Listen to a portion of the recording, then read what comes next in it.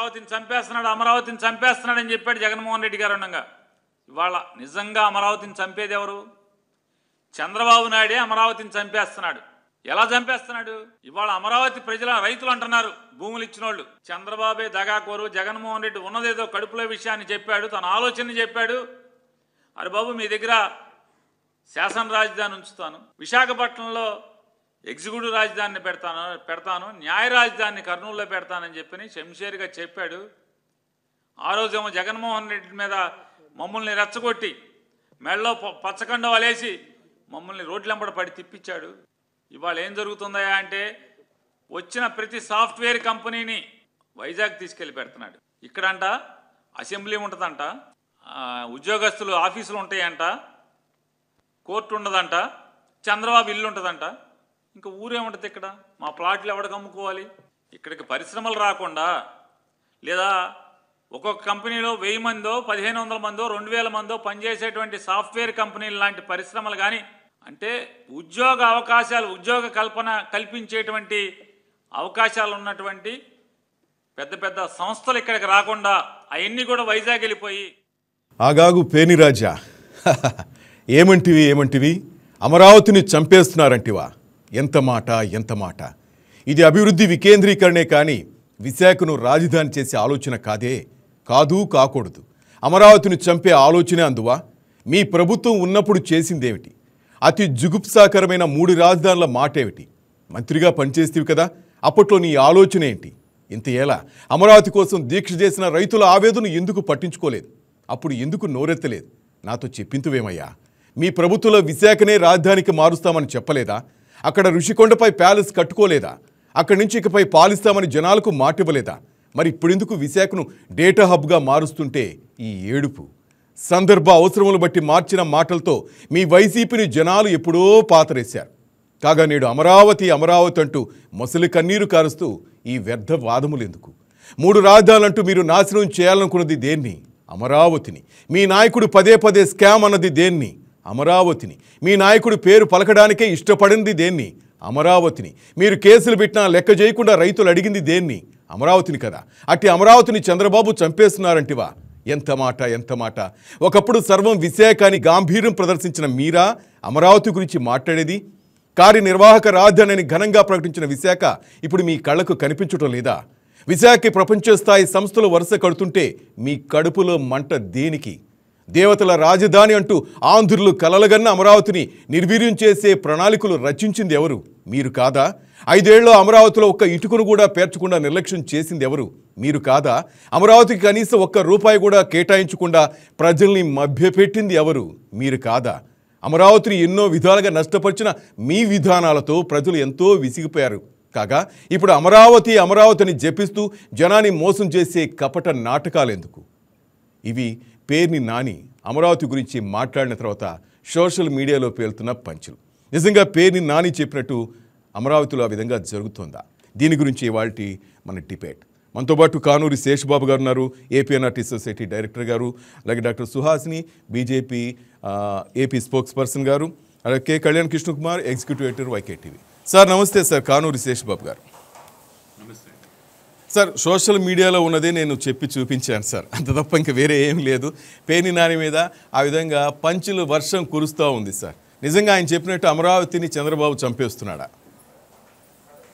లేదండి, ఇప్పుడు ఏంటంటే అమరావతి కానీ లేకపోతే విశాఖపట్నం కానీ రెండు చూసుకుంటే కంపేర్ చేసుకుంటే దీని డెవలప్మెంట్ మోడల్స్ వేరు. ఎందుకంటే అమరావతి అనేది it's a green field development model.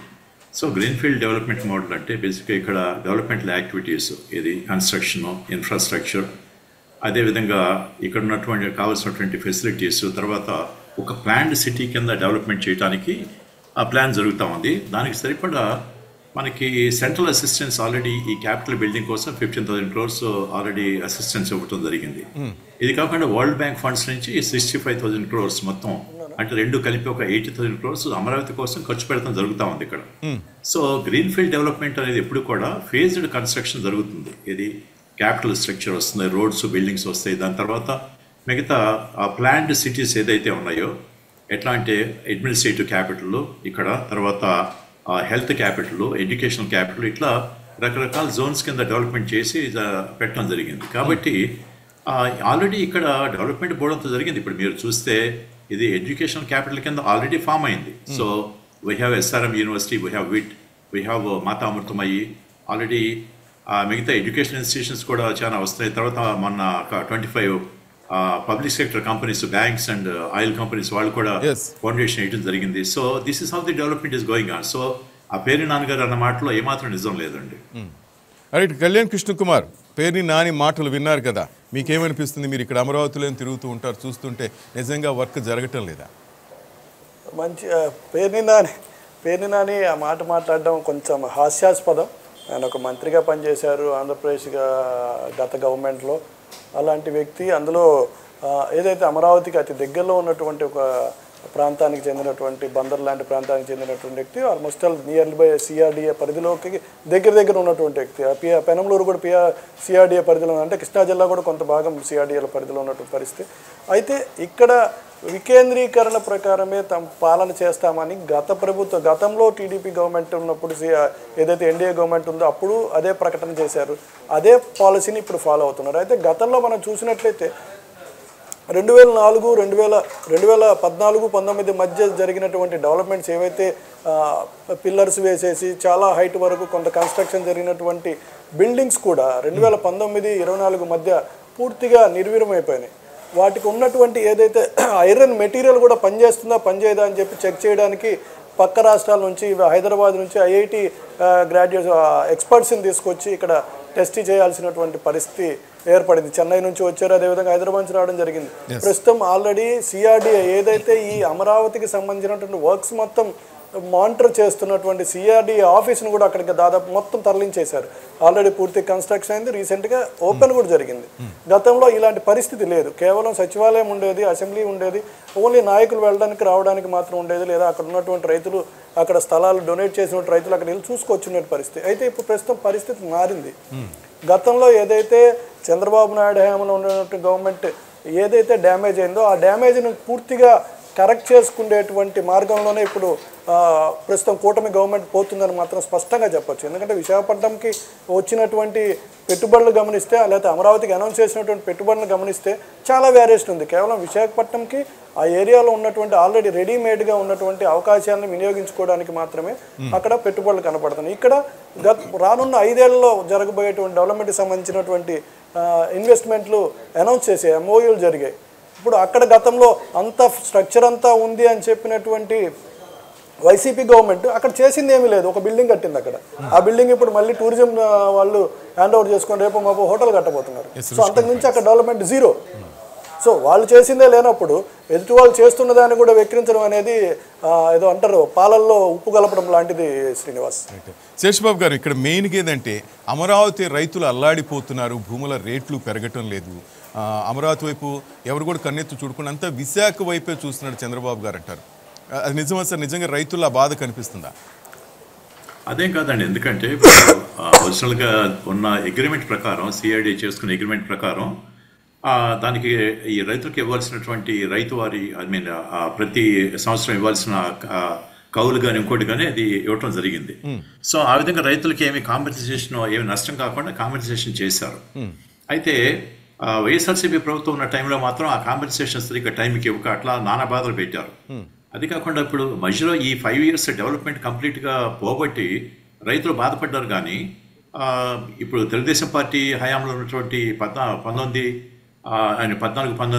కానీ ఇప్పుడు మొన్న మొదలుపెట్టినటువంటి 2024 నుంచి ఇప్పుడు దాకా కానీ రైతుల్లో ఎక్కడ కూడా బాధ అనేది ఏం లేదండి. ఎందుకంటే ఈ మధ్యలో తగ్గిన రేట్లు మళ్ళీ ఆ ల్యాండ్ రేట్లు పెరిగినాయి, ఆ ప్లాట్ల రేట్లు పెరిగినాయి. సో రైతులు చాలామంది ఇట్లా సేల్ చేయటం, మళ్ళీ ఆ రీసేల్ చేసుకున్న వాళ్ళు మళ్ళీ సేల్ చేయడం ఇట్లా జరుగుతూ ఉంది. సో ఇక్కడేమి డెవలప్మెంట్ అది ఆగట్లేదు, అక్కడ ప్రైసెస్ ఏమి పడిపోవడం అది నిజం కాదు. ఇప్పుడు ఆ రకంగా చూస్తే విశాఖపట్నానికి మరి 19-24 మధ్యలో కంప్లీట్గా అక్కడ డెవలప్మెంట్ జరిగింది ఏమి లేదు. యాక్చువల్గా అక్కడ విశాఖపట్నం వాసులు కనుక అడిగితే వాళ్ళు, నేను చాలా మందితో మాట్లాడాను, ఏమంటే 19 నుంచి 24 దాకా మీకు విశాఖపట్నం రాజధాని చేస్తానని అన్నారు జగన్మోహన్ రెడ్డి. సో మీకు అది ఇష్టమేనా, అది చేయటం మరి ఆ విధంగా మీకు హ్యాపీగా ఉన్నారా ఆ విధంగా అనౌన్స్ చేసినందుకంటే వాళ్ళందరూ కూడా చాలా వ్యతిరేకంగా మాట్లాడారు. అదంతా ఒట్టిదండి. మేము ఇప్పుడు విశాఖపట్నం అంతా కూడా న్యాచురల్గా డెవలప్ అవుతుంది. ఇది ఆర్గానిక్ గ్రోత్ ఇక్కడ, అంతేగాని ఎవరో వచ్చి ఇక్కడ క్యాపిటల్ పెట్టాల్సిన అవసరం లేదు. మాకు అటువంటిది ఎప్పుడు మేము అడగలేదు, మాకు అది ఇష్టం లేదు. దానివల్ల ప్రాబ్లమ్సే కానీ మాకు వచ్చే బెనిఫిట్ అంటే ఏమి లేదు. కాబట్టి the way the development is going on in Vizag, so it's a balance between work and life or prosperity and life balance కింద విశాఖపట్నం ఉంచితేనే బాగుంటుంది మాకని చాలామంది ఎక్స్ప్రెస్ చేశారు. సో ఈ మాటలో ఏమాత్రం కూడా నిజం లేదండి. రైట్, మనతో పాటు డాక్టర్ సుహాసిని గారు జాయిన్ అయ్యారు సార్, బీజేపీ నేత. మేడం, మీరు చర్చలోకి వచ్చే ముందు ఒక్కసారి పేర్ని నాని ఏమన్నారో ఆ మాటలు వినండి మేడం. విన్న తర్వాత మీరు ఆన్సర్ ఇవ్వండి ప్లీజ్. ప్లీజ్ అని చెప్పాడు జగన్మోహన్ రెడ్డి గారు ఉండగా, ఇవాళ నిజంగా అమరావతిని చంపేది ఎవరు? చంద్రబాబు నాయుడే అమరావతిని చంపేస్తున్నాడు. ఎలా చంపేస్తున్నాడు? ఇవాళ అమరావతి ప్రజల రైతులు అంటున్నారు, భూములు ఇచ్చిన వాళ్ళు చంద్రబాబే దగాకోరు, జగన్మోహన్ రెడ్డి ఉన్నదేదో కడుపులో విషయాన్ని చెప్పాడు, తన ఆలోచనని చెప్పాడు. అరే బాబు, మీ దగ్గర శాసన రాజధాని ఉంచుతాను, విశాఖపట్నంలో ఎగ్జిక్యూటివ్ రాజధానిని పెడతాను, న్యాయ రాజధానిని కర్నూలులో పెడతానని చెప్పి శంషేర్గా చెప్పాడు. ఆ రోజేమో జగన్మోహన్ రెడ్డి మీద మమ్మల్ని రెచ్చగొట్టి మెడలో పచ్చకండవాలేసి మమ్మల్ని రోడ్లెంబడ పడి తిప్పించాడు. ఇవాళ ఏం జరుగుతుందా అంటే, వచ్చిన ప్రతి సాఫ్ట్వేర్ కంపెనీని వైజాగ్ తీసుకెళ్ళి పెడుతున్నాడు. ఇక్కడంట అసెంబ్లీ ఉంటుందంట, ఉద్యోగస్తులు ఆఫీసులు ఉంటాయంట, కోర్టు ఉండదంట, చంద్రబాబు ఇల్లు ఉంటుందంట. ఇంకా ఊరేముంటుంది ఇక్కడ? మా ప్లాట్లు ఎవడికి అమ్ముకోవాలి? ఇక్కడికి పరిశ్రమలు రాకుండా, లేదా ఒక్కొక్క కంపెనీలో 1000 మందో 1500 మందో 2000 మందో పనిచేసేటువంటి సాఫ్ట్వేర్ కంపెనీలు లాంటి పరిశ్రమలు కానీ, అంటే ఉద్యోగ అవకాశాలు, ఉద్యోగ కల్పించేటువంటి అవకాశాలు ఉన్నటువంటి పెద్ద పెద్ద సంస్థలు ఇక్కడికి రాకుండా అవన్నీ కూడా వైజాగ్ వెళ్ళిపోయి. రైట్ మేడం, విన్నారు కదా పేర్ని నాని గారి బాధ. వినండి మేడం, ఏమంటారు? ఆయన చెప్పిన కరెక్టేనా? చాలా బాధపడుతున్నారు సార్. శేషబాబు గారు, మళ్ళీ మిమ్మల్ని అడుగుతాను, ఈ పాయింట్లో విన్నారు కదా ఆయన, మా భూముల రేట్లు పెరిగేది ఎప్పుడు అన్నాడు. ఈ పాయింట్కి మీరు ఆన్సర్ చెప్పాలి సార్. అసలు ఎంత బాధపడ్డారో అసలు మాట బయట పెట్టేశారు ఆయన. ఓకేనా? దానికి మీరు మళ్ళీ ఆన్సర్ ఇద్దరు సార్. సుహాసిని మేడం, మీరు చెప్పండి, మీరు దగ్గరలో ఉన్నారు వైజాగ్లోనే, చెప్పండి. మాటల గారడీ చేయడంలో సిద్ధహస్తులు పేర్ని నాని గారు. ఏదైనా సరే తమ్మిని చేయడంలో చాలా సిద్ధహస్తులు. ఇప్పుడు వారు ఏవేవైతే చేశారో, దేని వల్ల వాళ్ళు ఓట్ బ్యాంక్ నష్టపోయారో, దేని వల్ల ఆంధ్రప్రదేశ్ అభివృద్ధి కుంటుబడిందో, అంటే వాళ్ళు తీసుకున్న ఎవ్రీ స్టెప్ ఆంధ్రప్రదేశ్ వెనక్కి వెళ్ళిపోవడానికి కారణమైంది.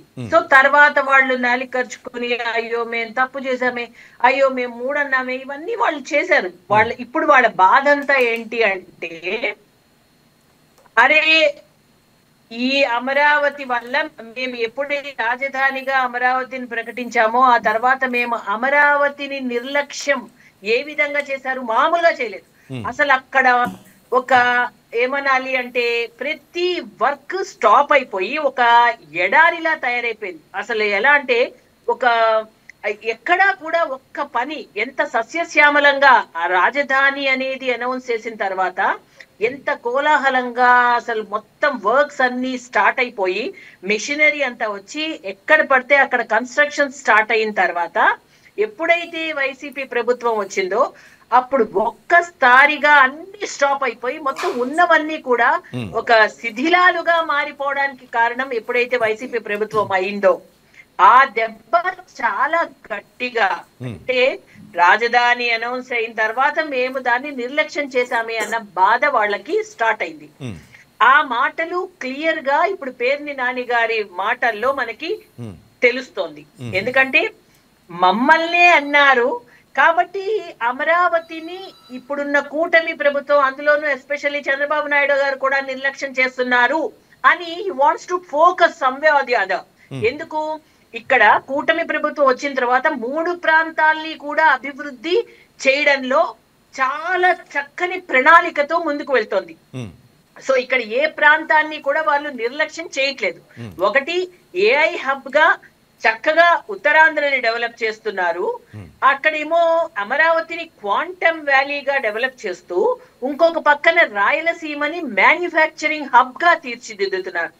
ఇంకా ఎడ్యుకేషనల్ ఇన్స్టిట్యూషన్స్ అవి అయితే ఇంకా అసలు తిరుగులేదు. అటు కర్నూలు ఏంటి, ఇటు మంగళగిరి ఏంటి, ఇటు వైజాగ్ విజయనగరం ఏంటి, అన్ని కూడా చక్కగా సమపాళ్లలో అవుతున్నాయి. అంటే ఎంతో విజన్ తో 3 ప్రాంతాలని సమగ్రాభివృద్ధి చేస్తూ ముందుకు వెళ్తున్న తరుణంలో ఏ పాయింట్ కావాలి వీళ్ళకి? So they want to pick 1 point. అందువల్ల ఏ అమరావతి గురించి ఇప్పుడు మనం డెఫినెట్లీ అండి అంత ఒక దిగ్విజయంగా ఒక టాప్ మోస్ట్ రాజధానిగా చేయాలి, న్యూలీ ప్లాన్డ్ సిటీ అమరావతి అన్నది. So Rome is not built in a day. So ఒక్క రోజులో అది ఎలా తయారవుతుంది? అప్పటి నుంచి ప్రణాళికలు వేసి ఇప్పుడు రాబోయే కాలంలో మనం మాట్లాడుకుంటామండి. చాలా ద మోస్ట్ ప్లాన్డ్ సిటీగా అమరావతి డెవలప్ అవుతుంది అనడంలో అతిశయోక్తి లేదు. ఎందుకంటే ఇప్పటి నుంచి కూడా అసలు అక్కడ రోడ్స్ ఏంటి, ఎక్కడెక్కడ లెజిస్లేటివ్ అంటే అసెంబ్లీలు సెక్రటేరియట్ ఎక్కడ ఉండాలి, ఎక్కడ కంపెనీస్ ఉండాలి, అక్కడ క్వాంటమ్ వ్యాలీగా ఏ విధంగా ఉండాలి, రోడ్స్ విడ్త్ ఎంత, అసలు ఏ బిల్డింగ్స్ ఎక్కడెక్కడ అన్నది చాలా ప్రాపర్ 100% ప్లానింగ్ తో it's a planned city Amaravati. కాబట్టి దానిలో ఇప్పుడు ఓఆర్ఆర్, ఇప్పుడు రింగ్ రోడ్స్ ఎంతో స్పెషల్ బడ్జెట్ ఒకటి మొన్న గడ్కరీ గారు కూడా కేంద్ర ప్రభుత్వం నుంచి కేటాయించడం జరిగింది. అది కాకుండా అమరావతి నుంచి to every nook and corner of the state national highways designing జరుగుతోంది. సో ఇది అంతర్జాతీయంగా కూడా చాలా ప్రసిద్ధమైన ఒక రాజధానిగా ఆంధ్రప్రదేశ్ లో తయారవ్వడాన్ని జీర్ణించుకోలేక ఈ రోజు వైసీపీ ప్రభుత్వం ఇటువంటి ఒకటి చేస్తోంది. అంటే ఇంకా ఈ 2 years కూడా అవ్వకుండా ఇప్పుడు కనుక స్టార్ట్ చేస్తే తప్ప వాళ్ళు 3 సంవత్సరాలలో వీళ్ళు కొంచెం వెనం ని స్ప్రెడ్ చేయలేరు. సో ఇప్పటి నుంచి ఏదో ఒకటి ఇప్పుడు అందులో సోషల్ మీడియా అన్నది మనం చూసాం, ఏదో విధంగా ఎక్కడో ఒకడు ఎవరినో ఒకళ్ళు పోక్ చేసి ఏదో విధంగా దానిపైన నెగటివిటీ తీసుకురావాలి అని చెప్పి. సో అది కొంత సంయమనం పాటించాలి. వాళ్ళు చేయలేంది కూటమి చేస్తోంది అన్న ఒక ఆత్రం, ఒక బాధ, పూర్తిగా అభద్రతా భావం వాళ్ళలో బాగా కనిపిస్తోంది. So just wait and see అని వాళ్ళకి మేము చెప్పదలుచుకున్నాం. రైట్, శేషబాబు గారు మీరు విన్నారు కదా, ఆ బయటలో ఆయన అన్న పాయింట్ బాగా గమనించండి సార్. మా భూముల రేట్లు ఇప్పుడు పెరుగుతాయి. అలాగే అదే ఆ భూముల రేట్లు పెరగటం అన్నది ఈయనకి వచ్చిన బాధ ఏంటో నాకే తెలియదు. అది రైతులు మా రేట్లు పెరగలేదు, లేకపోతే మేము మా ఎగ్జిక్యూటివ్ రేట్ లేదు అంటున్నారు సార్. కళ్యాణ్ మీరు అందరు గమనించిన విషయం, ఆయన ఏమైనా భూములు కొనిపెట్టుకున్నారేమో అక్కడ, ఎటు రాజధాని వస్తుంది, కాస్ట్లీ రేట్లు బాగా పెరుగుతాయని ముందే కొనిపెట్టుకున్నట్టున్నారు. అదేనే ఉండొచ్చు. మెయిన్ అదే పాయింట్ కక్కేశాడు మధ్యలో. అది ఆయన అసలు ఒరిజినల్గా వీళ్ళు వైసీపీ వాళ్ళ బాధంతో ఏంటంటే ఈ భూములన్నీ చంద్రబాబు నాయుడు గారు కొన్నారు, వాళ్ళ మంత్రులు కొన్నారు, లేకపోతే తెలుగుదేశం పార్టీ వాళ్ళు కొన్నారు అని రైతులకు ఎంత అన్యాయం జరిగింది, వాళ్ళ చేతిలో భూములు లేవు, వాళ్ళ భూములని లాక్కున్నారు అని చెప్పి ఇవాళ మరి రైతుల దగ్గర భూమి రేట్లు పెరగట్లేదని చెప్పి మరి ఏ నోటితో అంటున్నాడు నాకే తెలియదు. సో అటువంటి పరిస్థితి ఏం లేదు, చక్కగా అందరూ ఎవ్రీబడి ఈజ్ హ్యాపీ. అండ్ అక్కడ డెవలప్మెంట్ జరుగుతూ ఉంది. ఇప్పుడు రేట్లు 40,000-45,000 50,000 రూపాయలు గజం చొప్పున అక్కడ రేట్ ఉంది. ఎందుకంటే క్యాపిటల్లో వచ్చిన తర్వాత చాలా వాల్యూ పెరుగుతుందని చెప్పి అందరికీ తెలుసు. కాబట్టి రైతులు ఆ భూమిని ఉంచుకుంటున్నారు ఎంతో మంది. నాకు తెలిసిన రైతులు ఎంతో మంది వాళ్ళు అమ్మటానికి ఇష్టం లేదు, వాళ్ళు ఉంచుకుంటున్నారు వాళ్ళ అసెట్ కింద, వాళ్ళ ఫ్యామిలీ అసెట్ కింద. సో ఎవరికే లేని బాధ మరి ఈయనకి ఎవరు వచ్చిందో, మరి ఈయనకి ఎవరు చెప్పారు నా రేట్లు పెరగట్లేదని. ఇప్పుడు నేను కూడా రియల్ ఎస్టేట్ రంగంలో ఉన్నాను. మా యొక్క అబ్జర్వేషన్ ప్రకారం ఈ వాల్యుయేషన్ చాలా పెరుగుతూ ఉంది అండ్ మంచి డెవలప్మెంట్ కనపడతా ఉంది. సో మాకు ఉన్న అసెట్స్ అంటే మా లేఅవుట్స్ కూడా కంప్లీట్గా మేము స్టార్ట్ చేసిన వెంచర్స్లో దాదాపు అన్ని కూడా కంప్లీట్ చేసాం మేము. సో ఈయన చెప్పిన దాంట్లో ఏమాత్రం కూడా నిజం లేదు. చాలా హాస్యాస్పదంగా ఉంది ఆయన అడగటం ఆ విధంగా, మేము చెప్పటం ఆ విధంగా. అండ్ వన్ మోర్ క్వశ్చన్స్, ఆయన అన్నట్టు సాఫ్ట్వేర్ కంపెనీలన్నీ తీసుకెళ్లి వైజాగ్లో పెడుతున్నారు, అమరావతిలో ఏమీ కనిపించవు అంటారు సార్ ఆయన. దీనికి సాఫ్ట్వేర్కి హార్డ్వేర్కి ఏమాత్రం తేడా తెలియదండి. అంటే అటువంటి ఈ మాట మాట్లాడకూడదు. అక్కడ విశాఖపట్నంలో వచ్చిన కంపెనీస్, టెక్నాలజీ కంపెనీస్ అంటే డేటా సెంటర్స్, ఆ కేబుల్ ల్యాండింగ్ స్టేషన్స్, తర్వాత ఇన్ఫ్రాస్ట్రక్చర్ డెవలప్మెంట్, ఇటువంటి కంపెనీలు. సో ఉన్న సాఫ్ట్వేర్ కంపెనీలు అక్కడికి వచ్చినప్పుడు వైసీపీ టైంలో అక్కడ ఉన్నటువంటి బిల్డింగ్లు ఖాళీ చేసి వీళ్ళందరినీ తోసేసిన, అక్కడి నుంచి తోలేసినటువంటి గవర్నమెంట్, వైసీపీ గవర్నమెంట్. ఈయన మరి వచ్చి మళ్ళీ వాళ్ళు సాఫ్ట్వేర్ కంపెనీలు వెనక్కి వస్తూ ఉంటే దాన్ని చూసి సంతోషపడాలి, కానీ ఈయన ఎందుకు బాధపడతాడో నాకైతే అర్థం కాదు. అది కాక నేను ఇందాక చెప్పినట్లుగా ఈ two different models of development. ఇప్పుడు విశాఖపట్నం అనేది ఒక distributed planned development which is already happened. అక్కడ ఎడ్యుకేషన్ ఇన్స్టిట్యూషన్స్, టెక్నాలజీ, సో మన ఇన్వెస్టర్స్కి సరిపడా అక్కడ ఆ ల్యాండ్ అండ్ బిల్డింగ్స్ ఉన్నాయి.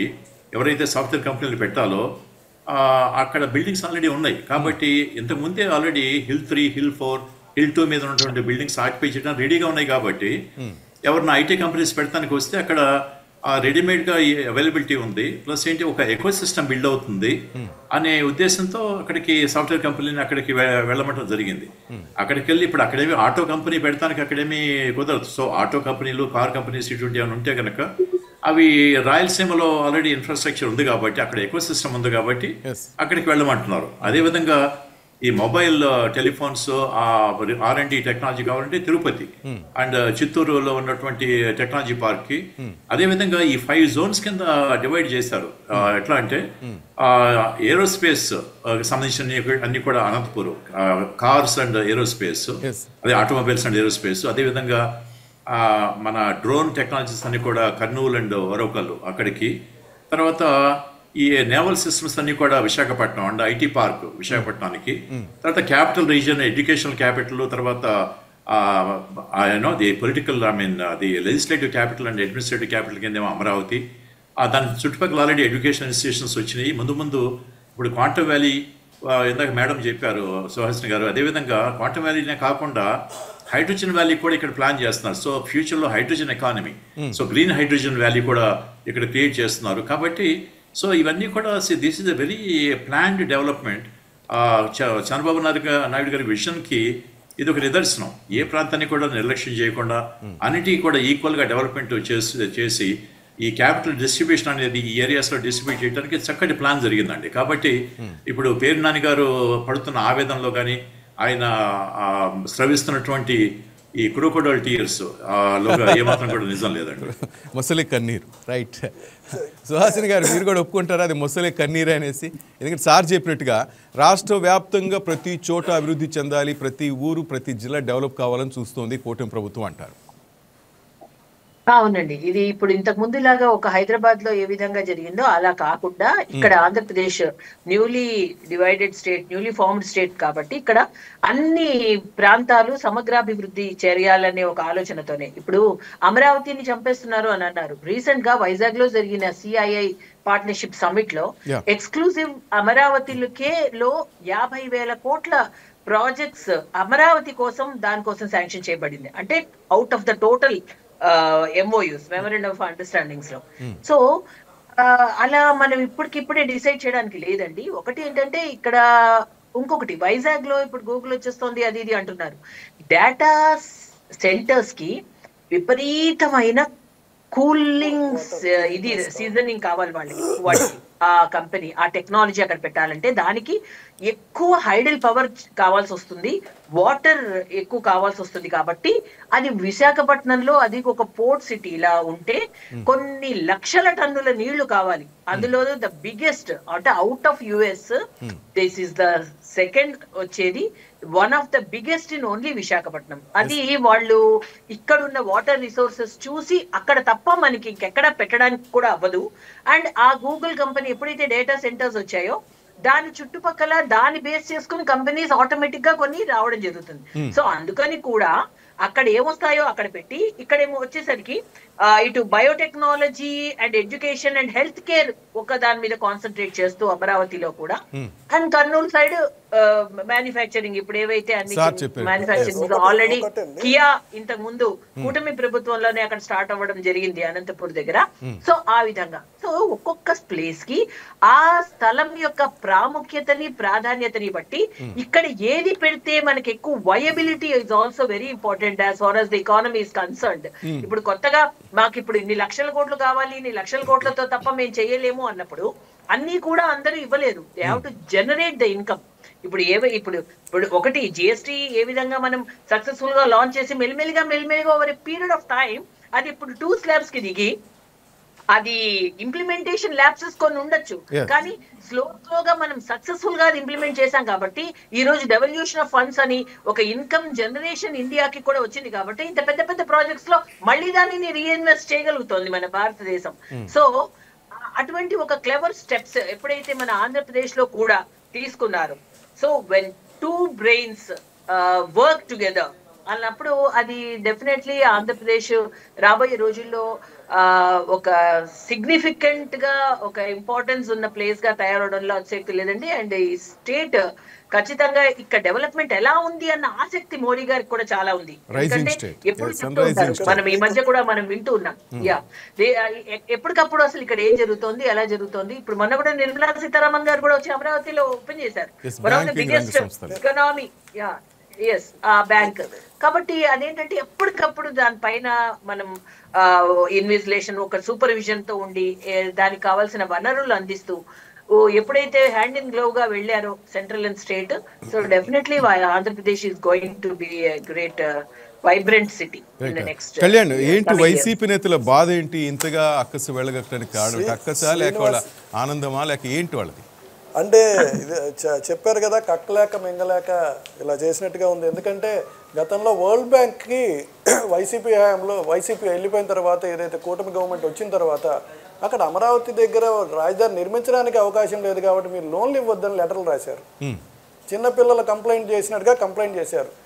ఆఖరికి వరల్డ్ బ్యాంక్ విసిగి వేసాగి ఇక్కడికి 25 మంది వచ్చి మొత్తం పిన్ టు పిన్ ఎంక్వైరీ చేసుకొని వాళ్ళ గ్రౌండ్ రియాలిటీస్ చూసుకొని ఇకపై ఎలాంటి లెటర్ వచ్చినా మేము యాక్సెప్ట్ చేయమని చెప్పి వరల్డ్ బ్యాంక్ వాళ్ళ వెబ్సైట్లో పెట్టినటువంటి నేపథ్యం ఉంది.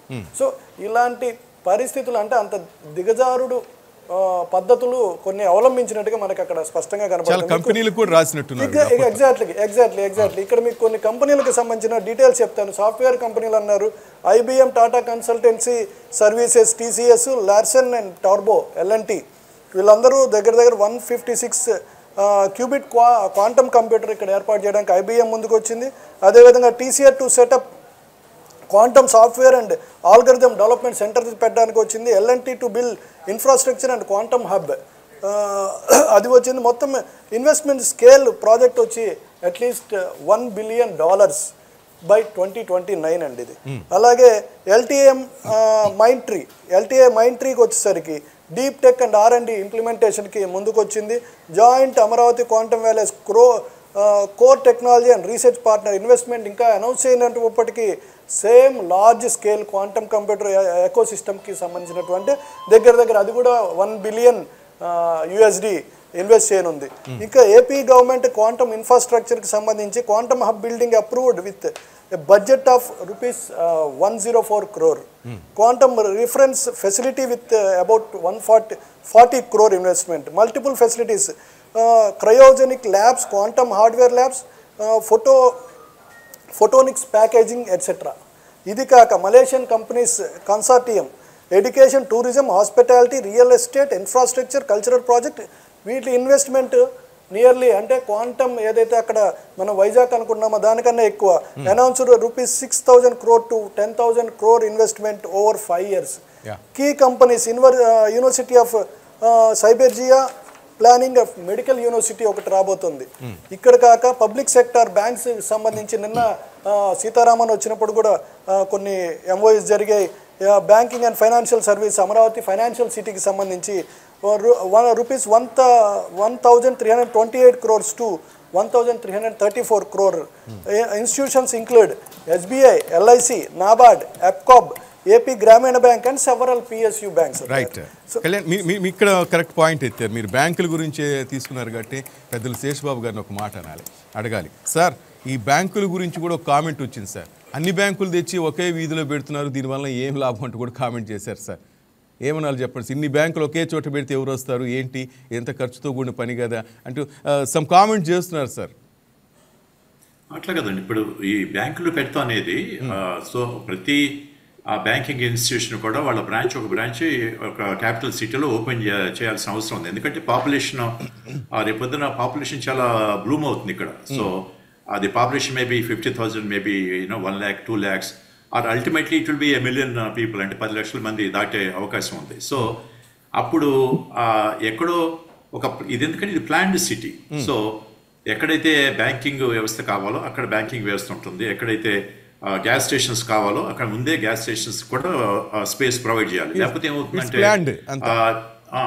ప్లాండ్ లేకపోతే ఏమవుతుందంటే తర్వాత ట్రాఫిక్ అంతా ఒకే చోటుకి వెళ్ళాల్సి వస్తుంది. పెట్రోల్ పంప్ ఎక్కడో ఊరి చివరి ఎక్కడ ఉండి ఇక క్యాపిటల్ లోపల ఎక్కడ పెట్రోల్ పంప్ లేకపోవటం, లేకపోతే బ్యాంకు కావాలంటే బ్యాంక్ వాళ్ళకి అక్కడ పెట్టే పరిస్థితి లేక ఎక్కడో ఒక మూల పెడతాం, లేకపోతే బిల్డింగ్ లో పైరు పెడతాం, ఇదంతా లేకుండా వాళ్ళకి కొంత స్పేస్ అలాట్ చేయడం జరిగింది. అదేవిధంగా రిజర్వ్ బ్యాంక్ ఆఫ్ ఇండియా కూడా స్పేస్ ఇచ్చారు. సో ఇవన్నీ కూడా అక్కడికి వచ్చి పెడితే కనుక ఈ సదుపాయాలు ఏదైతే సర్వీసెస్ ఉన్నాయో ఆ సర్వీసెస్ అన్ని ఆ ప్రజలకు అందుబాటులో ఉండాలనే ఒక ఉద్దేశంతో పెట్టింది.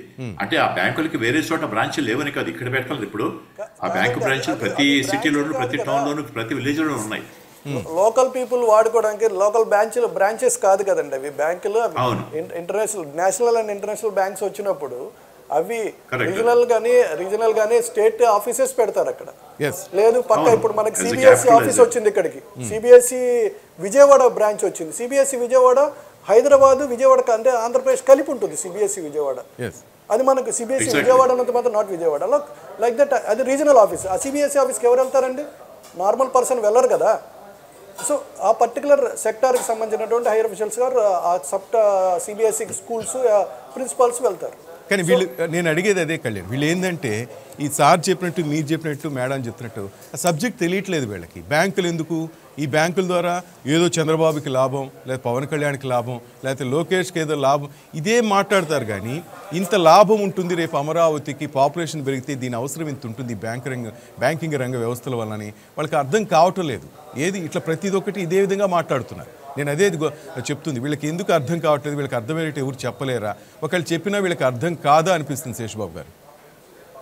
అవునండి, ఎందుకంటే ఇప్పుడు మనకి మన కొత్త రాష్ట్రం ఫామ్ అయిన తర్వాత మనకి సెంట్రల్ ఇన్స్టిట్యూషన్స్ అంటే స్టేట్ లెవెల్ ఇన్స్టిట్యూషన్స్ మనకు లేవు.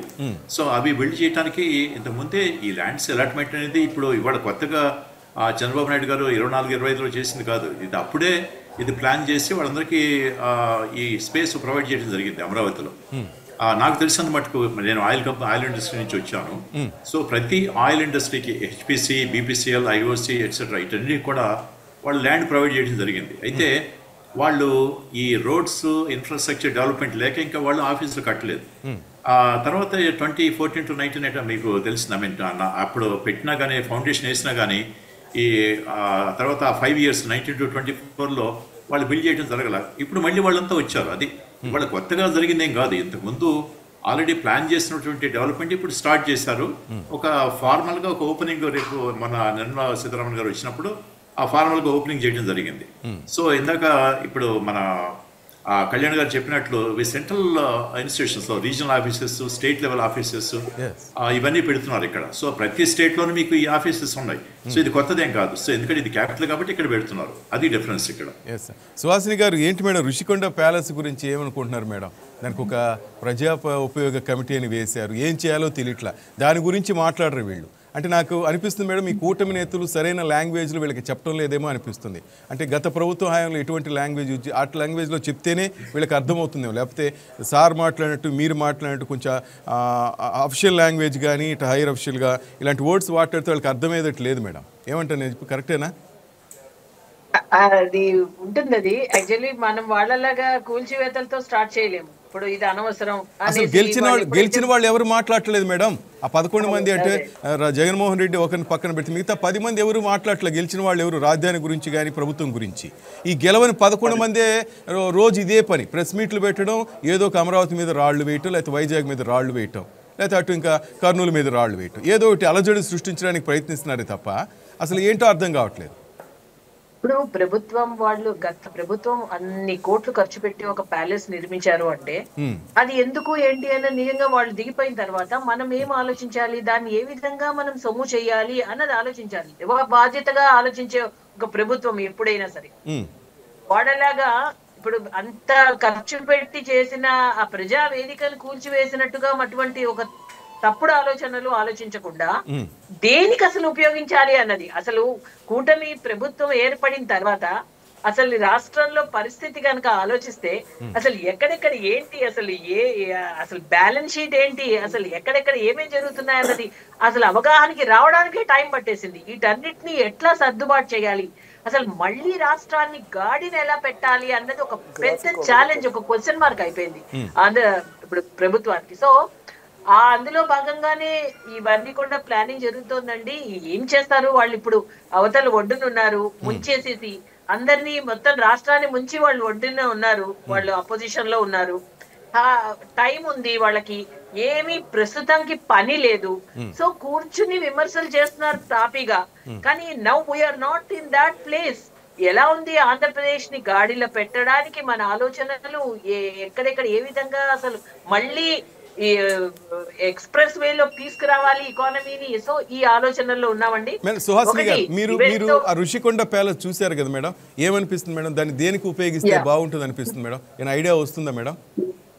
అసలు అంటే సాధారణ మనుషులు, సాధారణ బిజినెస్లకి ఏది కూడా అది చేయలేని పరిస్థితి. అది ఫారినర్స్ కి ఒక విడిదిగా ఏర్పాటు చేయాలా, అసలు అది కూడా కష్టమా, అసలు ఇది ఏది అన్నది కూడా ఒక ఆలోచన. మరి ఒక్క నిమిషం శేషబాబు గారు, మీరు చూస్తుంటారు ఋషికొండ ప్యాలెస్ సార్, ఏమనిపిస్తుంది సార్? దాన్ని ఏ విధంగా ఉపయోగిస్తే బాగుంటుంది సార్? అప్పట్లో టాటా వాళ్ళకి అప్పచెప్పాలి అన్నీ చూశారు, కానీ ఇప్పటికీ వగదగలేదు సార్ వీళ్ళు చేసిన పనికి. దాన్ని ఏ విధంగా ఉపయోగించుకోవాలని? అవునండి, మొన్న ఈ మధ్య నేను విశాఖపట్నంలో చాలా టైం స్పెండ్ చేయడం జరిగింది. మొన్న సిఐలో నేను కూడా జరిగింది ఒక డేటా సెంటర్ని. సో షీటెక్ డేటా సర్వీసెస్ అని చెప్పి అదేను, తర్వాత ఆరెంజ్ సర్వీసెస్, ఆరెంజ్ మెరీన్ ఒక ఫ్రెంచ్ కంపెనీ, వీళ్ళ కొలాబరేషన్తో ఒక 6,000 కోట్ల రూపాయల కంపెనీని కూడా నా ఆధ్వర్యంలో రావడం జరిగింది అక్కడికి. సో ఆ టైంలో నేను రిషికొండ వెళ్ళి ఆ ప్యాలెస్, ఆ ఏరియా కూడా చూసాను. తర్వాత అక్కడే సిఫీ డేటా సెంటర్ కూడా అక్కడికి వస్తూ ఉంది. సో ఆ ఏరియా కూడా హిల్ నెంబర్ 3లో వెళ్ళి అక్కడ కూడా చూడటం జరిగింది.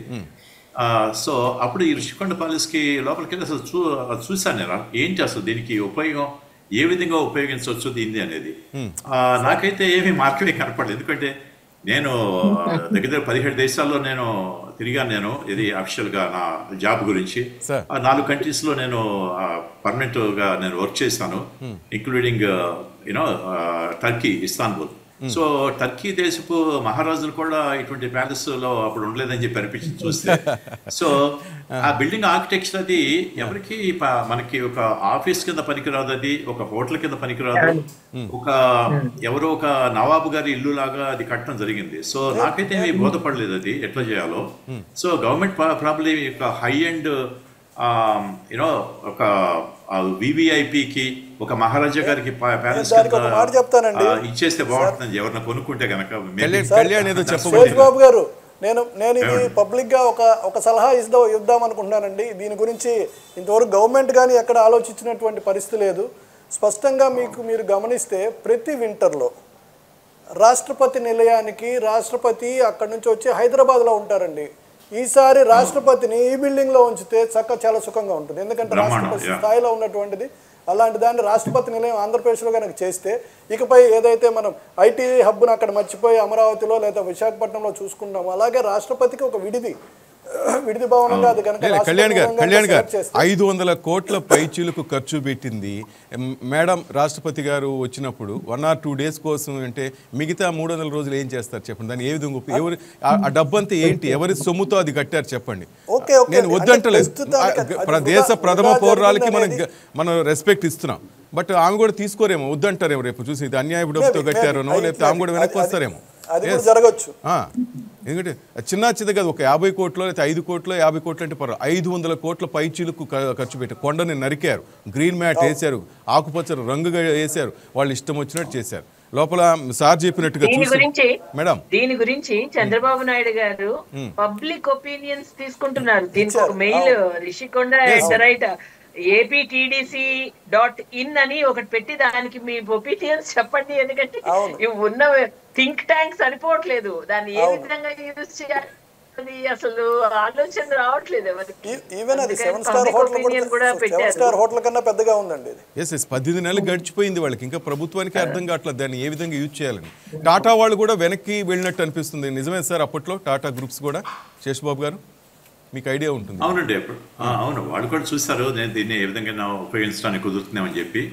So maybe ultimately my advice is to give it to some central office. పెద్ద ఇంటర్నేషనల్ కంపెనీకి, మల్టీనేషనల్ కంపెనీకి ఒక సెంట్రల్ ఆఫీస్ కింద, ఏది టాటా సన్స్కి ఇచ్చినట్లు బాంబే సౌత్ బాంబేలో టాటా సన్స్ ఉన్న ఆఫీస్ లాంటిది, అట్లాగే ఏదైనా ఎంఎన్సీ ఏదైనా ఉంటుంది. గూగుల్ ఎట్లాగో వస్తుంది కాబట్టి మేబీ గూగుల్కి వాళ్ళ central office, local central office కింద వాళ్ళకి ఇవ్వటం, ఏదైనా రెంట్కి ఇవ్వటం ఇస్తే బాగుంటుంది. అంతకు మించి లేకపోతే ఇంకో సలహా ఏంటంటే, ఎవరన్నా ఒక గల్ఫ్ మహారాజా ఎవరైనా ఉంటే గనక, ఒక నవాబు గారు ఎవరన్నా, సుల్తాన్ ఎవరైనా ఉంటే గనక, వాళ్ళకి 10-12 మంది, అవును, వాళ్ళకి ఎక్కువ మంది వాళ్ళ శ్రీమతులు, వాళ్ళ భార్యలు కూడా ఎక్కువ మంది ఉంటారు. వాళ్ళందరూ స్పెండ్ చేయడానికి చాలా రూమ్స్ ఉన్నాయి. ఆ విధంగా కూడా ఒక డబ్బు కొదవ ఉండదు కాబట్టి కొత్త ఉండదు కాబట్టి వాళ్ళు ఉండడానికి కూడా ఉపయోగపడుతుంది. కానీ మనకి మాత్రం అది ఉపయోగపడేలాగా నాకు అనిపించలేదండి. మేడం చెప్పండి మేడం. అదే ఇప్పుడు గూగుల్ అనుకుని ఇంకా చాలా కొన్ని కంపెనీస్ వస్తున్నాయి కాబట్టి వాళ్ళందరూ ఇంకా స్టార్ట్ చేసి అవన్నీ కన్స్ట్రక్ట్ చేసి అవన్నీ అంటే గాడిలో పడే ముందు అందరికీ కూడా కంపెనీస్ అందరూ కూడా అక్కడ రూమ్స్ అన్ని కూడా రెంటల్ గా వాళ్ళకి వేరే అదర్ కంట్రీస్ నుంచి వచ్చే వాళ్ళకి అలా కూడా ఇవ్వచ్చండి. అది కూడా ఒక ఇన్కమ్ ఆంధ్రప్రదేశ్ ప్రభుత్వానికి. ఎందుకంటే ఇదేమి జగన్మోహన్ రెడ్డి జేబులో డబ్బుతో ఏం కట్టలేదు, ప్రజల డబ్బు, అది ప్రజల సొమ్ము. కాబట్టి దానిని మనము జాగ్రత్తగా ఇన్కమ్ సంపాదించి మళ్ళీ ప్రజలకే అది ఉపయోగించాలి. అంటే అది దాన్ని ఈ విధంగా అన్ని కంపెనీస్ ఇప్పుడు ఎలాగో ఇప్పుడు అన్ని స్టార్ట్ అవుతున్నాయి కాబట్టి ఏ పార్ట్నర్షిప్ డీడ్స్ లో మెమోరాండం ఆఫ్ అండర్స్టాండింగ్స్ ఇవన్నీ, సో అన్ని కంపెనీస్ కి కూడా ఒక్కొక్కళ్ళకి ఒక్కొక్కటి వచ్చిన వాళ్ళకి అది ఒక రెంటల్ లో ఇస్తే బాగుంటుంది. ఆ విధంగా అట్లీస్ట్ దాన్ని ఖాళీగా పెట్టకుండా కొంత ఇన్కమ్ జనరేట్ అయ్యే అవకాశం ఉంది అని అలా కూడా మనం సజెస్ట్ చేస్తాం. మీరు చెప్పినట్టుగా సీఎం గారు ఆలోచిస్తుంటారులే మేడం, ఎందుకంటే ఇట్లా అమరావతి రాజధాని గురించి ఆయన ఆలోచిస్తున్నప్పుడు ఆ బిల్డింగ్ మీద ఆయనకి ఏదో ఒక ఆలోచన ఉంటుందని ఏమో చెప్పలేము. అది అద్భుతమైన ఆలోచన కావచ్చు మనందరికి కూడా. కానీ వైసీపీ నేతలకు ఏంటంటే ముందు వాళ్ళు చేసిన పని వాళ్ళు దాన్ని ఎట్లా సమర్థించుకోవాలో తెలియట్లేదు. కానీ అమరావతి మీద మాత్రం బాగా రోజుకి ప్రతిరోజు ఏదో ఒక విషయం చెప్తూనే ఉన్నారు. అమరావతి రైతులు అంటారు, భూముల రేట్లు అంటారు నాని గారు. ఇంకా ఎంత తక్కువ మాట్లాడుకుంటే అంత మంచిది అనిపిస్తోంది. మొత్తం మీద ఐటీ సంస్థలు క్యూ కట్టడం పోయి మాత్రం వాళ్ళకి నిజం కడుపు మంట కనిపిస్తుంది అనిపిస్తుంది మేడం. ఎందుకంటే వైజాగ్ లో మీరు కాదు, ఇది స్టార్ట్ చేయడం మొదలెట్టాక నిజంగా కనుక కంపెనీస్ కి కనుక అది లీజ్ లో ఇచ్చి అది మనం సద్వినియోగం చేసుకుంటే మళ్ళీ వచ్చేస్తాయి సోషల్ మీడియా, వీడియో బయటకు వచ్చి అదిగో చూసారా మేం కట్టింది మీరు ఉపయోగించుకుంటున్నారు, మేము ఎంత గొప్ప పని చేసాం, మీరు దాన్ని ఎంత బాగా యూజ్ చేసుకుంటున్నారో చూసారా అని అంటారు. ఇప్పుడు మాట్లాడే వాళ్ళకి ఎత్తైనా మాట్లాడతారు, కానీ మన ఇంపార్టెంట్ నోషన్ ఏంటంటే అయ్యో ప్రభుత్వ సొమ్ముతో కట్టింది వృధా పోకూడదు, దాన్ని మనం ఏదో విధంగా దాన్ని మనం యూటిలైజ్ చేసుకోవాలి అన్న ఒక ఆలోచనలో మనం వెళ్తాం. సో ఆ విధంగా ఉంటున్నాయి కామెంట్స్ అన్ని. సార్ చెప్పినట్టు హార్డ్వేర్ కి సాఫ్ట్వేర్ కి తేడా తెలియకుండా మాట్లాడుతున్నారు కదా మేడం. ఇంతకుముందు బ్యాంకింగ్ రంగ సంస్థల గురించి కూడా అదే విధంగా మాట్లాడుతున్నారు. అదే ఇప్పుడు నవ్వుకునే విషయం. ఎందుకంటే గెలిచిన వాళ్ళు కామెంట్ చేసినా పర్వాలేదు, కానీ గెలవకుండా ఇళ్లలో కూర్చుని కూడా ఇదే పనిగా గత ప్రభుత్వంలో వీళ్ళు ఎట్లా నోరు పారేసుకున్నారో ఇప్పుడు సేమ్ సిచ్యువేషన్ వీళ్ళకి అడ్డు అదుపు లేకుండా పోతోంది. కనీసం ఈ డెవలప్మెంట్ చూసినా సార్ ఒక విషయం చాలా అండర్స్టాండ్ చేసుకోవాల్సిందండి. ఇప్పుడు ఏదైనా బిల్డింగ్ కట్టేటప్పుడు మనం ఒక ప్లాన్ గా వెళ్తాం. ఏది మనం ఇల్లు కట్టాలంటే ఇంటి డిజైన్ ఉంటుంది, అదే ఆఫీస్ కట్టాలంటే ఆఫీస్ డిజైన్ ఉంటుంది, ఒక అపార్ట్మెంట్ కట్టాలంటే అపార్ట్మెంట్ డిజైన్, లేదా కమర్షియల్ సెంటర్ అంటే కమర్షియల్ సెంటర్ డిజైన్ ఉంటుంది. మరి ఈ బిల్డింగ్ కి ఇప్పుడు నేను ఇటువంటి బిల్డింగ్ యాక్చువల్గా ఒకటి చూస్తాను. నేను టర్కీలో నేను ఉన్నప్పుడు, నేను అక్కడ టర్కీలో ఒక 2 years ఉన్నాను నేను. సో ఇస్తాన్బుల్లో టోప్ కెపీ ప్యాలెస్ అని ఒకటి ఉంది. సో ఆ రోజుల్లో ఈ టర్కీ సుల్తాన్ ఆఫ్ టర్కీ ఆయన ఉండేవాడు. ఏది వాళ్ళ భార్య కోపం వస్తే ఆమె వెళ్ళి ఒక చోట పడుకుంటానికి, ఏది ఏడవటానికి ఒక రూము, అట్లా మిగతా పిల్లలకి ఏమన్నా వాళ్ళు సెరమనీస్ చేయడానికి ఒక రూము, ఇట్లా రకరకాలు ఉన్నాయన్నమాట. సో ఇది అటువంటి డిజైన్ తో కట్టినటువంటి ప్యాలెస్ ఇది. సో మనకి ఆ పేరు నాని గారిని అడగాలి, ఏమంటే మీరు ఇక్కడ ప్యాలెస్ కట్టించారు కదా, అసలు ఏ ఉద్దేశంతో కట్టించారు, దాన్ని ఏ విధంగా ఉపయోగించడానికి కట్టించారు అనేది ఆయన సమాధానం చెప్పాలి. ఇటువంటి ప్రశ్నలకి ఆయన సమాధానం చెప్పాలి. కానీ వచ్చి అమరావతి మీద, వాళ్ళ మీద, అమరావతి రైతుల మీదనో లేకపోతే విశాఖపట్నం వెళ్ళి యూనివర్సిటీస్ మీద ఏడటం కాదు. కాబట్టి నాకైతే అర్థం కాలేదు అసలు దానికి పర్పస్ ఏంటి. అది నేను ఇందాక చెప్పినటువంటి ఈ పర్పసెస్కి దేనికి కూడా పనికొచ్చేది కాదు అది. సో ఆ డిజైన్ కానీ ఇంకోటి కానీ ఒక ఇండివిజువల్ పర్సన్, వెల్దీ పర్సన్, ఒక ఉండటానికి పనికొచ్చే డిజైన్ కానీ ఒక గవర్నమెంట్ కట్టినటువంటి బిల్డింగ్ లాగా అయితే నాకు అనిపించలేదు. అదండి. ఎస్ రైట్ మేడం, సుహాసిని గారు చెప్పినట్టు కూడా ఏదైనా కంపెనీలు వచ్చి చక్కగా వాటిని యూజ్ చేసి ప్రజల డబ్బు కాబట్టి అది ప్రజల సొమ్ముతో కట్టినవి కాబట్టి ఆ ప్రజాధనం దుర్వినియోగం కాకుండా ఉంటే బెటర్. ఎందుకంటే రేపు ప్రజలు కూడా వేలెత్తి చూపించకుండా ఉంటమే బెటర్. నాకు తెలిసి చంద్రబాబు గారు కూడా మంచి ఆలోచనతోనే ఆ బిల్డింగ్లు యూజ్ చేయడానికి ఏదో ప్లాన్ అయితే ఉండి ఉంటుంది. ఏమంటారు మేడం ఫైనల్గా సుహాసిని గారు? దట్స్ ఇట్ అండి, అంతే. అది అందుకని చంద్రబాబు నాయుడు గారు ఏంటంటే ఆయన ఒక్కరే ఆలోచన కాకుండా ప్రజల అభిప్రాయంతో వెళ్దాము అని కూడా, దాట్స్ గుడ్ థింకింగ్ యాక్చువల్లీ. అది అన్ని కూడా తీసుకుని ఒకటి సొల్యూషన్స్ ఏదేది ఏదిగా ఉంటుంది, ఆల్టర్నేటివ్ సొల్యూషన్స్ అవి తీసుకుని finally they will come arrive at proper thing అండి. అది ఇంకొకటి ఏంటంటే అసలు ఇక్కడ జగన్మోహన్ రెడ్డి గారు అది ఏ నోషన్ తో కట్టారు, అసలు ఏ ఆలోచనతో కట్టారు? నిజంగా ఇప్పుడు ఆయన చెప్తాను టర్కీలో అటువంటి ప్యాలెస్ ని ఇక్కడ కట్టారు అంటే అసలు ఏ ఆలోచన ఉంది అంటే, నెక్స్ట్ ఇంకా రాబోయే ఆయన వచ్చిన వెంటనే చెప్పారు గత నెక్స్ట్ 30 సంవత్సరాలు 35 సంవత్సరాలు వాళ్ళే ఉంటారు అని చెప్పడం. వైజాగ్ లో సార్ చెప్పినట్టు పేరు అందరు నాన్నలు అక్కడే ఉండేవాళ్ళం. రెండోది ఏంటి, ముఖ్యమంత్రిగా ఆయనకు అది సొంత ప్యాలెస్ లాగా ఆయన ఉండడానికి ఆ మాత్రం ఉండాలి అని ఏదో అలా పాపం ఆయన కట్టుకున్నారు. ఎందుకంటే పేదల కోసం పేదలకి పంచి పెడతారు వారు, పేదల శ్రేయస్సు కోసం చూస్తారు వీరు, మరి వారు ఉండేది మాత్రం అటువంటివి. సో ఆ రేంజ్ లేకపోతే వారు ఉండలేరు. సో అలా కట్టుకున్నారు మరి. సో మరి ఇప్పుడు ఒక్కసారిగా ఆయన డైజెస్ట్ చేసుకోలేకపోతున్నారు. సో ఇప్పుడు అదంతా ఎలా ఏం చేయాలి అన్నది, సో అది చాలా లాంగ్ ప్లానింగ్ లో కట్టారులేండి. వాళ్ళు ఉండాలి, నెక్స్ట్ పరిపాలించేది తర్వాత 30 ఏళ్ళు వాళ్ళే అని అనుకున్నారు. బట్ అది ఓళ్ళు బళ్ళు అవుతాయి అన్నట్టు, ఓడలు బళ్ళు అవుతాయి. Right right madam, right right right. ఆ ఏడుపులు ఆపి ఇప్పటికైనా సబ్జెక్ట్ తెలుసుకుంటే బాగుంటుంది. రైతులు కూడా సార్ చెప్పినట్టుగా కొంతమంది ఇష్టపడుతున్నారు, కొంతమంది ఇవ్వట్లేదు. గ్రౌండ్లో నిజంగా మాట్లాడుకోవాలి, మన అబద్ధాలు మాట్లాడాల్సిన అవసరం లేదు. భూములు పెరుగుతున్నాయని కొంతమంది ఆ భూములు దాచిపెట్టుకోవాలని కూడా చూస్తారు. ఎవరైనా అంతే మేడం, నేనైనా మీరైనా కూడా రేటు పెరుగుతున్నప్పుడు ఎవరు ఇవ్వాలని చూస్తారు ప్రభుత్వానికి? సరే కొంతమంది ఇవ్వచ్చు, ఇంట్రెస్ట్ పుట్టి వాళ్ళకి అవసరాన్ని బట్టి, డబ్బు అవసరాన్ని బట్టి. రైట్, అమరావతి ఆ విధంగా ముందుకు వెళ్తుంది. జనవరిలోనే క్వాంటమ్ సంబంధించి కంప్యూటర్ కూడా ఆయన చెప్పారు బాబు గారు. చూద్దాం, వెయిట్ అండ్ సీ ఏ విధంగా ఉంటుందో డెవలప్మెంట్ అంతా. అదే కళ్ళకు కనిపిస్తుంది కాబట్టి మనం ఇప్పుడు మాట్లాడిన అవసరం లేదు, కాలమే వాళ్ళకి సమాధానం చెప్తుందని మాత్రం భావించవచ్చు. థ్యాంక్ యూ శేషబాబు గారు, thank you Suhasini madam, thank you Kalyan. Thank you.